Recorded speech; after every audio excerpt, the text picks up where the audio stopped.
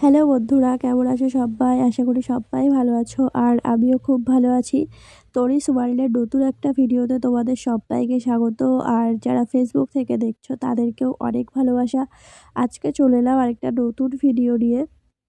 ঠিক অন্যান্য দিনের মতন আজকের ভিডিওটাও একটু অন্যরকম, কারণ আগে তোমাদের সঙ্গে শেয়ার করি আমি প্রতিদিনই কিছু না কিছু নতুন আঁকার চেষ্টা করি, বা নিজে থেকে যতটা পারি ততটাই করার চেষ্টা করি। তোমরাও যারা আমার মতো নতুন আঁকছো বা নতুন আঁকা শেখাচ্ছ, খুব বাচ্চাদের খুব সহজে কিভাবে ছবি আঁকাতে পারবে সেটাও কিন্তু আমার চ্যানেলে বা আমার ফেসবুকে প্রতিনিয়ত আপলোড হয়ে থাকে। তোমরা চাইলে সেখান থেকে দেখে নিতে পারো।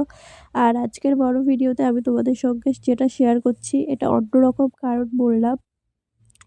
কেন বললাম সেই কারণটা আগে তোমাদের সঙ্গে শেয়ার করি। তার কারণটা হলো, আমি আগে তোমাদের সঙ্গে যতবারই ওয়াটার কালার শেয়ার করেছি ঠিক পেন্সিল দিয়ে আঁকা ছিল, তারপর কিন্তু ওয়াটার কালারটা করা ছিল। কিন্তু আজকে তোমাদের সঙ্গে যে ভিডিওটা আমি শেয়ার করছি এটা কোনো রকম পেন্সিল দিয়ে আগে থেকে আঁকা ছিল না, পুরোটা একদম পেজের ওপরে একদম প্রথমেই রং দিয়ে করা।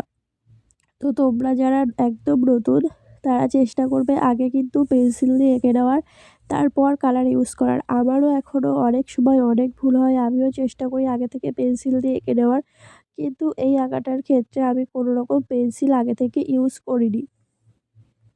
পুরো ড্রয়িং ভিডিওটা কমপ্লিট হওয়ার পর তোমরা বুঝতে পারবে যে দেখতে কেমন হয়েছে। আর যখন আঁকা হচ্ছে এই সময়টাতেও কিন্তু আমাদেরকে খেয়াল করতে হবে যে কোথায় কোন রঙটা খুব সুন্দরভাবে মেশানো হচ্ছে। দুটো কালারের ভেতরে যদি কখনো কোনো দাগ পড়ে যায় সেক্ষেত্রে কিন্তু ড্রয়িংটা দেখতে একদম ভালো হয় না। যদি কোথাও দাগ পড়ে যায় তোমরা চেষ্টা করবে সেই জায়গাটাতে সাদা দিয়ে ফিল করে তারপর কিন্তু কালারটা সুন্দর করে করার। তো ওপরের দিকটা যেহেতু আমি আকাশ করতে চেয়েছিলাম সেই জন্য কিন্তু আমি পুরোপুরি আকাশি কালার দিয়ে, যদি তোমাদের কাছে এরকম স্কাই ব্লু কালার না থাকে তাহলে তোমরা ডিপ ব্লু কালারের সঙ্গে জল মিশিয়ে এরকম কিন্তু স্কাই ব্লু কালার করে নিতে পারো।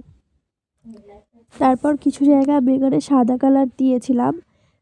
সাদা কালার বলতে প্রথমেই সাদা কালার কিন্তু ইউজ করা হয়নি। আমি কিন্তু একদম ওপরে আকাশের যে নিচের যে সাদাগুলো তোমরা দেখতে পাচ্ছ সেই জায়গাগুলোর কথা বলছি। তোমরা চাইলে ওখানে সাদা কালারও দিতে পারো, আবার না চাইলে কোনো রকম রং ওখানে ইউজ করবে না, তাহলেও কিন্তু সেই জায়গাটা সাদাই থাকবে। তারপর রেড কালার দিয়েছি, যেহেতু এটা একদম সকালের নেচার স্টাডি আমি একটা করছিলাম সেই জন্যই। আর আমাদের গ্রাম শীতকালে কতটা সুন্দর হয়ে ওঠে আমি একটু তোমাদের সঙ্গে শেয়ার করার চেষ্টা করেছি। তো ভালো লাগলে কিন্তু অবশ্যই like, comment, share and subscribe করে দিও। আর যারা ফেসবুক থেকে দেখছো যদি নতুন হয়ে থাকো তাহলে অবশ্যই ফলো করে দিও। একদম বাচ্চাদের খুব সুন্দরভাবে কিন্তু এই স্টাডিটা তোমরা করতে পারবে বা করাতে পারবে।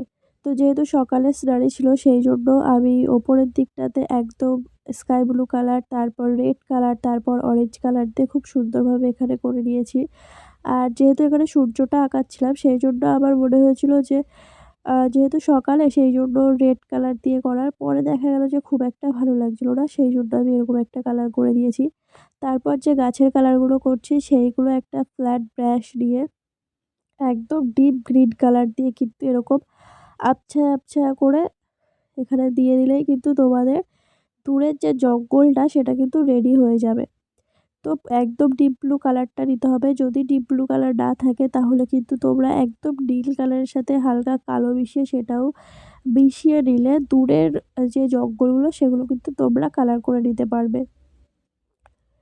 তো জঙ্গলগুলো কিন্তু একদমই এক লেভেলের করবে না, কোথাও একটু উঁচু নিচু করবে, তাহলে কিন্তু দূরের জঙ্গলগুলো দেখতে আরও বেশি ভালো লাগে। তারপর এখানে একটা গাছ করে নিচ্ছি, যেহেতু শীতকাল আর আমাদের গ্রামে শীতকাল মানেই কিন্তু খেজুর গাছ। যারা আমরা গ্রামে থাকি তারা কিন্তু প্রত্যেকে জানি।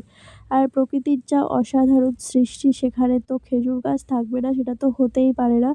তো খেজুর গাছের গাগুলো এরকম একটু কাটা কাটা টাইপের করে দিয়ে তারপর কিন্তু উপরের দিকের যে পাতাগুলো থাকে সেগুলোও কিন্তু ডিপ গ্রিন কালার দিয়ে এখানে করা হচ্ছে।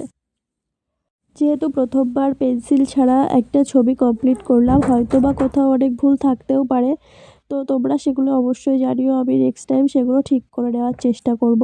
আর এই স্টাডি মানে শীতের স্টাডি কিন্তু পরপর আবার ইউটিউবে বা ফেসবুকে 3টে আপলোড করা হবে। তোমরা যারা স্কুলে বা কোনো কম্পিটিশানে তোমাদেরকে শীতের সকাল বা শীতের রাত বা শীতের সন্ধ্যা, শীতের দুপুর এরকম ধরনের কোনো সাবজেক্ট দিয়ে ছবি আঁকতে দেয়, তাহলে কিন্তু আমার মনে হয় তোমরা এরকম খুব সহজেই কিন্তু ছবিগুলো আঁকলে সেগুলো সময়ের ভিতরে কমপ্লিট করলে খুব ভালো হবে। তো আজকের ভিডিওটা তো প্রায় শেষ। আশা করি তোমাদের সব্বার ভালো লেগেছে। আর ভালো লাগলে কিন্তু লাইক, কমেন্ট, শেয়ার করতে ভুলো না। ভালো না লাগলে সেটাও কিন্তু আমাকে জানাতে ভুলো না। তো সবাই ভালো থেকো। আজকের ভিডিও এই পর্যন্তই। নেক্সট ভিডিও খুব তাড়াতাড়ি আসবে। টাটা বন্ধুরা।